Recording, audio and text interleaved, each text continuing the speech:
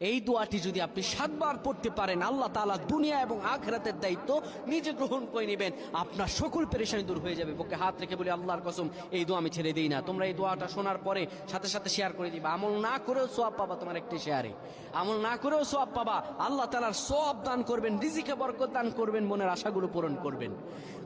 ও আমার প্রাণের ভাইয়েরা, বিশ্ব নবী মুহাম্মাদুর রাসূলুল্লাহ সাল্লাল্লাহু আলাইহি সাল্লাম বলেন, কোন ব্যক্তি যদি এই দোয়াটা 7 বার পড়তে পারে, দোয়াটা হলো হাসবি আল্লাহু লা ইলাহা ইল্লাহু আলাইহি তাওয়াক্কালতু ওয়া হুয়া রাব্বুল আরশিল আযীম।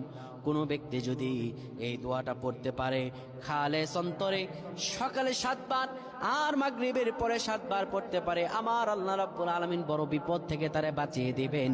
তার দুনিয়া এবং আখিরাতের দায়িত্বগুলো আমার রাব্বুল আলামিন নিজে গ্রহণ করে নেবেন।